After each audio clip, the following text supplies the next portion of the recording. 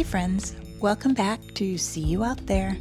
Remember how I said in the previous video that I promised not to step on a boat worth more than $2 million? Well, I lied. And as it turns out, more might not mean better. I know boat shows can feel like walking through a candy store. Everything looks amazing, smells like new fiberglass, and you start thinking, this is the one. But today we're going to slow down, take off the rose-colored sunglasses, and talk about the flaws of 5 popular boats I've toured recently. The Prestige 550, Cruisers Yachts 57 Fly, Cruisers Yachts 50 Cantius, Saxdor 400 GTO, and the Marex 330 Scandinavia. Because let's be real, no boat is perfect. And if you're about to drop $500,000 or $2 on your dream, you need to know where the headaches might come from. So let's get into it. Hey, want to join the adventure? Hit that like button, subscribe, and ring the bell to become part of our journey. First up, the Prestige 550. On the surface, this boat screams luxury.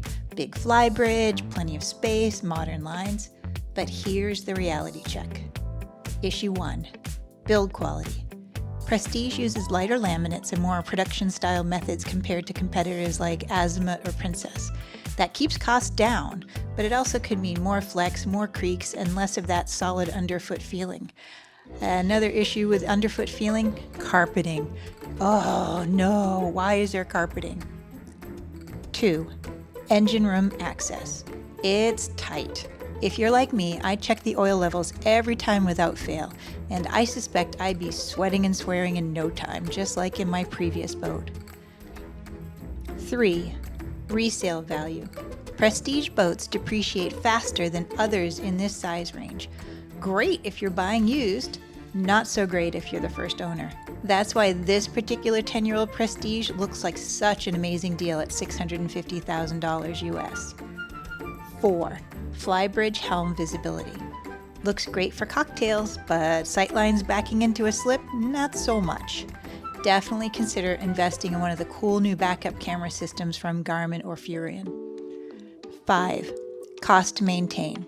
But remember, expect to spend 10% of the purchase price per year on maintenance, repairs, insurance, and upgrades. That means a $65,000 kitty for this little beauty every year to keep it happily purring. Newer boats out of warranty are usually 3 to 5% of the purchase price per year.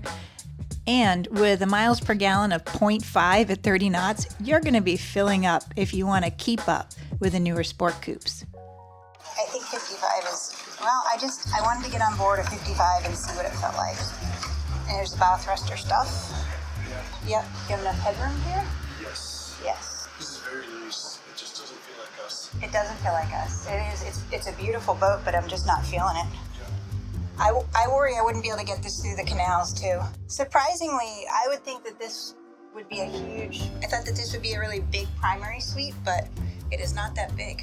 And something I don't like is the second bedroom that close to the primary bedroom. I think I'm kind of spoiled with a catamaran. I get this hull, you get that hull. 100%. This is going to cost so much gas. Yep, it's just a hog.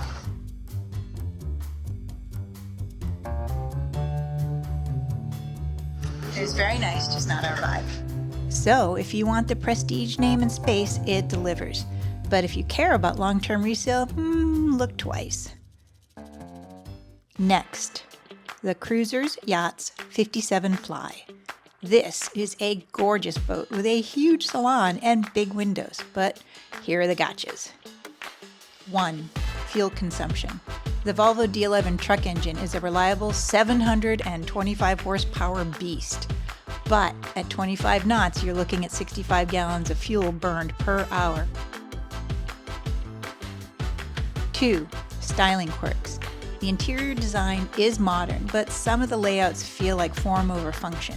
Things like awkward cabinetry angles, not enough handhold for when seas kick up. Those are really noticeable, but this is definitely a personal preference. 3, engine access again. Same story, cramped, especially once you add the optional generators or Seakeeper, which personally I don't think should be optional. I think it should be standard because it makes monohulls so much more comfortable. Service techs will not love you. Okay. Shoes off. Okay.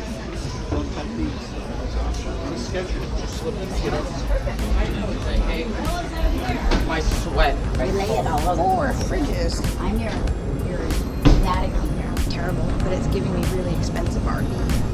That is way down there.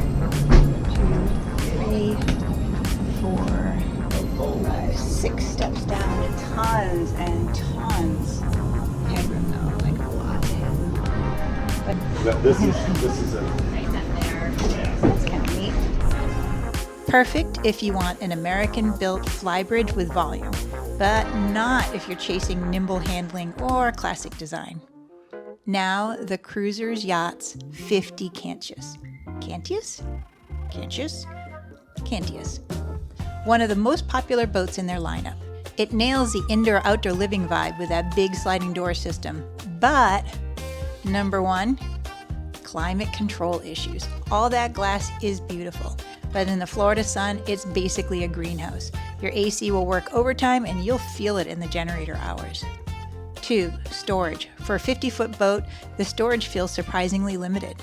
Weekend trips are fine, but long-range cruising, you'll be playing Tetris with your gear. 49 feet, draft 52 inches. I'm gonna have to 6 million. Morning. Good.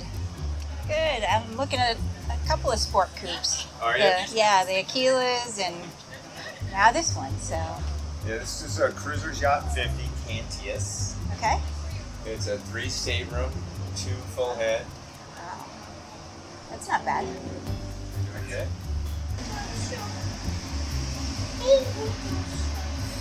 Got the joystick. Got the opening windows. Big windows, kind of waist on the front, maybe. Oh, that's cool. These are for our short friends. Yeah, I fit through that, no problem.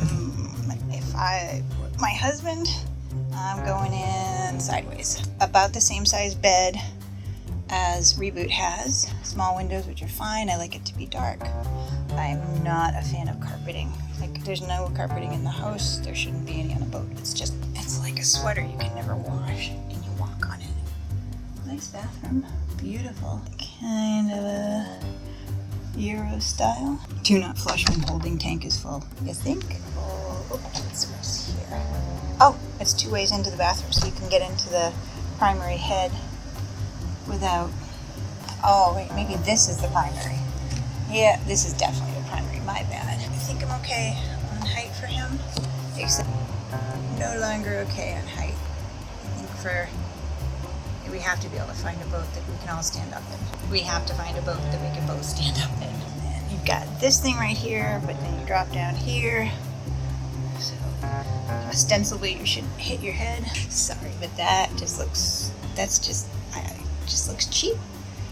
It just looks cheap. And then your finish right here. I don't like that either. Oh, and then your finish right here. I don't like it. Don't love it. Closet.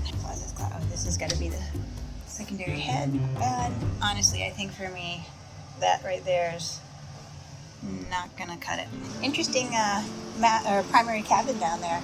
I like it, but there's one part where it gets to be like right here on me, and like one of my deal breakers for me is I don't want to duck. Okay. So I had to duck, but other than that, it's beautiful. Beautiful boat. Great boat for entertaining at the dock or short island hops. It suffers from lack of headspace like its bigger brother, the 57 Fly, and you will have to drop some serious cash to trick out the Cantius with shades if you live in a sunny climate. Fuel consumption is 0.5 miles per gallon at 25 knots. Okay, let's talk the Saxdor 400 GTO. Saxdor has been making waves with their cool, so cool, Euro-styled outboard boats. The 400 looks like a spaceship on water, and with 600 to 800 horsepower and a 1 miles per gallon fuel burn, it flies through your wallet almost as fast as it flies through the water. Here are a few things to consider. 1. New brand growing pains. Saxdor is still relatively new. That means resale value is unknown long term, and dealer support varies a lot. Kind of like my Genesis. I love it, but the dealership is really hit or miss. 2. Outboards everywhere. Great for speed and shallow draft, especially here in Southwest Florida, but the 2 big Mercs on the stern eat up your swim platform. Be prepared for a bill north of $4,000 for the 100-hour service on these engines. 3. Interior volume. Compared to traditional inboard boats of the same lengths, you lose some space, and by some, I mean a lot. Check it out. It's sporty, not roomy. Saxdor is perfect for someone who is an early tech adopter, but if you're in it for comfort and proven pedigree, you may want to wait and see. This one is a Saxdor, and I'm filming this one for my friends Debbie and Olaf. Look, it has a flip down to make it wider. Mercury Verados. Oh my God, this is hot. Ow, ow. Ow, ow, ow, ow, ow, ow. That's what we did. Really nice. Lots and lots. Got the Mercury Verado joystick, helm, steering wheel. Sleipnir is the name of Odin's horse in Norse mythology. So it's the weird stairs that are like 1 foot for each stair. Oh. Alright, I'm hoping this isn't a primary cabin because that's really tough. See any no sitting on it, so I'm gonna assume I can sit, but yeah, like I have a hatch, but it's dark. But I just can't, that's like a freaking coffin for me. And I cannot, my head is hitting. So again, I'm 5'9" and my head's hitting the top, so it's this cabin. Nope. I barely fit. I was up to 90, my face is going to cake. That's a no ma'am. Debbie and Olaf are as tall as I am and taller. And I don't think that would be good for them. It's not a tall people boat. I saved my favorite boat of the show for last. The bang for the buck on this boat is really impressive, and it had some features that boats twice its size and 3 times its cost lacked. The Marex 330 Scandinavia. I love Marex for their clever Scandinavian design, but no free passes here. It almost seems too good to be true, and here's why. 1. Availability. Getting one in the US is tough. Long wait times, limited dealers, and import headaches. 2. Fuel consumption. Flat out at 33 knots, she gets a slightly piggish 0.8 miles per gallon. Cruising speed around 20 bumps it up a bit, but she is happiest at closer to trawler speeds. Headroom.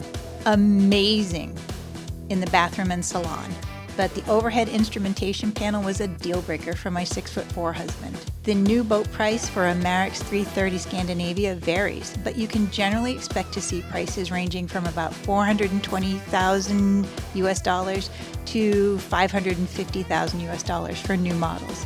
This is an incredible deal for the quality of boat, but shifting tariff issues have scared off a lot of US buyers. So finding a new one here is a challenge, and most people aren't willing to risk ordering one and then having it cost so much more than anticipated when it finally arrives. Draft 3 feet 2 inches for the twin engine. I definitely get the twin engine. So 3 feet 7 inches. So about what reboot is right now. Yeah, that would be a nice. This is cute.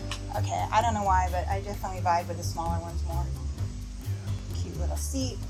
Swap it back. I did. It was heavier than I thought it was gonna be. Wow. How tall is it for the bathroom? It's a nice. I know they've got the seats up, but that's not a bad helm position. Let's see if I don't think I can stand up. Yeah, this helm. Nope, I'd have to sit. You know me, this is how I would drive, like ridiculously high up, so I can feel like I can see what I'm doing. That's why I do that to the car too. I like to feel like I can see my edges. I like the fact that this is covered. Right, so you've got the no ducking. You fit? Hi guys. Hello. Good. We're just trying to see if we fit height. It would be the first boat we've been on today. That Do you really? It's a shower, you step down, it's got more hair. This is built for tall people. Yeah. Maybe it's because it's 'Cause it Scandinavian. doesn't have the cover here, so I'm not having the cover. It's more, feels more old. So I can stand, and then I guess getting onto the bed. The bed. Wow. Hanging. Like you fit in that part, and then you gotta watch out for this thing. Which is not. You could put a TV right there. Yeah, this does It's not. a huge bed. It is a huge bed. It's ridiculously huge. I don't hate it. Wow. Put you in the corner. I get these two cushions. You get that little. That's all I get. I get the pie sheep sliver. That's all I get. That's it. Yeah. Even sitting up on the bed, I've got a horrible hat here by now, but I've got 3-4 inches, so surprisingly good. Oops, sorry. You should advertise this for tall people. I know, seriously. You- Oh, Yeah. oh. This. We could put Thomas down here. He wouldn't mind. I mean, this is like a second couple in a pinch. In a serious pinch. You could do it. You can sit up. We would never get down here, but that's a really smart place to put a hand. Yeah, which is perfect. Plenty of room in the shower. He's already been in the shower.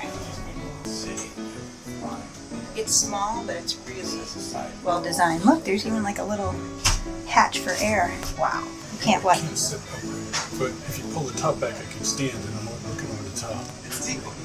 You're gonna have to wear like goggles. That's right up to my Yeah. motorcycle. That's right, goggles and a hat.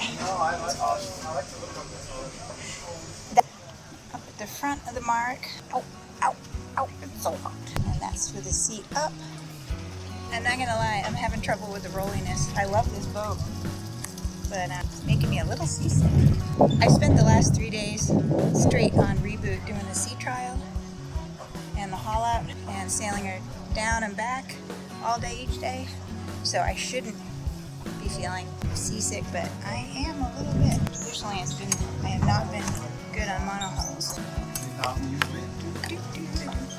Yeah, I usually get at least at 2,000. So hot, 4 feet. So there you have it. 5 boats, 5 sets of flaws. And remember, I'm not saying these are bad boats, just that every boat has compromises. The trick is figuring out which flaws you can live with and which are deal breakers. Learned some good things today. Can't wait to show you. If you're shopping for your dream boat, hit that subscribe button. I've got plenty more walkthroughs and real talk coming your way. And drop a comment. Which of these flaws would be a no-go for you? Until next time, see you out there.